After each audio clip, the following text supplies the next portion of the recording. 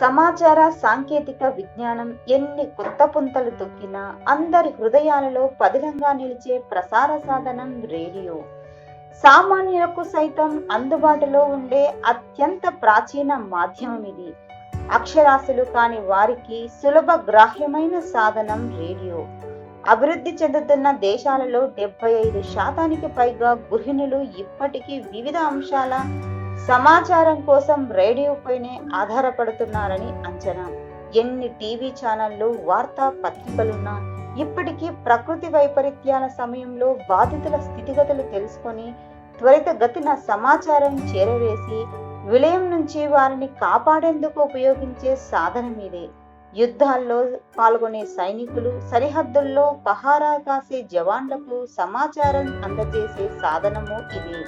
కాలక్రమేణా రేడియో రూపురేఖలు మార్చుకొని ఆధునిక అవసరాలకు అనుగుణంగా తనను తాను తీర్చిదిద్దుకొని మానవ జీవితంలో విడదీయలేని భాగంగా మారింది. తొలినాళ్లలో రేడియో సెట్లలో ఇప్పటిలా లౌడ్ స్పీకర్లు ఉండేవి కావు. నాటి రేడియో నమూనాలను క్రిస్టల్ నెట్ అనేవారు. భారత్లో తొలి రేడియో స్టేషన్ బ్రిటిష్ హయాంలో బాంబేలో ప్రారంభమైంది. 1923 జూలై 23న ఆ స్టేషన్ నాటి వైస్రాయ్ లార్డ్ ఇర్విన్ చేతుల మీదుగా ప్రారంభమైంది.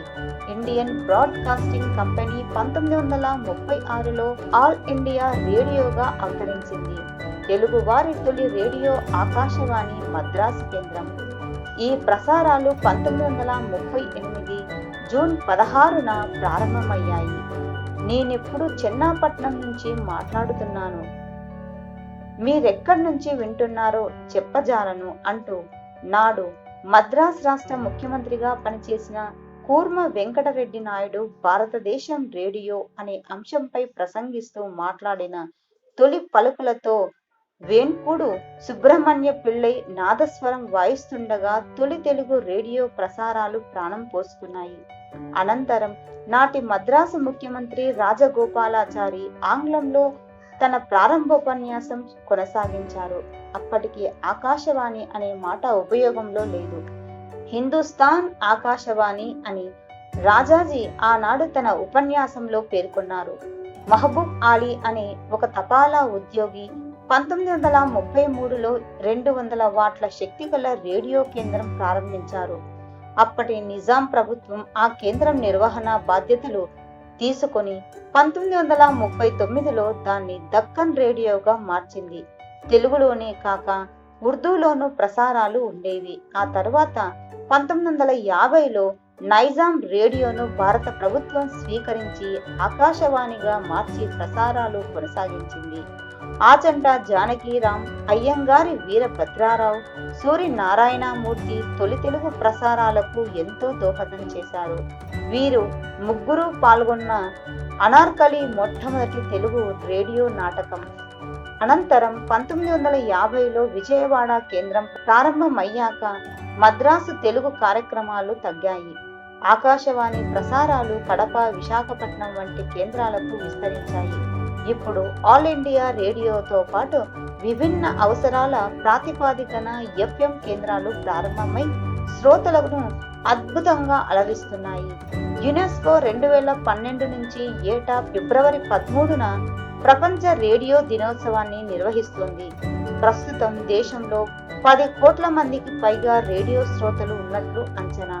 ప్రపంచవ్యాప్తంగా కాల పరీక్షకు నిలబడి పోటీలో నెగ్గుకొస్తున్న అపురూప సాధనమిది. అతి తక్కువ ఖర్చుతో కొనుక్కోగలిగిన పరికరమిది. రేడియోను మిత్రునిగా పరిగణించే శ్రోతలు ఇప్పటికీ ఉన్నారు. రేడియోకు ఆదరణ తగ్గిపోతుందంటున్న తరుణంలో విరుచుకుపడ్డ కరోనా వేళ లాక్డౌన్ సమయంలో రేడియో ప్రసారాలు మళ్లీ పుంజుకున్నాయి. ఒకప్పుడు సమాచార మార్పిడికి మాత్రమే పరిమితమైన ఈ సాధనం కాలక్రమేణా కొత్త పుంతలు తొక్కుతూ ఇంటింటి బంధువయ్యింది. విద్య, వినోదం, విజ్ఞానం, నాటకం, వార్తా ప్రసారం, శాస్త్రీయ జానపద సంగీతం, రైతులు, మహిళలు, పిల్లలు, క్రీడలు వంటి అనేక అంశాలను సమపాలలో మేళవించి భిన్న వర్గాలను ఆకట్టుకుంటోంది. ప్రధానమంత్రి మోదీ సైతం మన్ కీ బాత్ పేరిట దేశ ప్రజలతో అభిప్రాయాలను పంచుకునేందుకు రేడియో మాధ్యమాన్ని ఎంపిక చేసుకున్నారు. పాత తరం రేడియోతో పోలిస్తే నేటి రేడియోను వినే వారి అభిరుచులు మారాయి.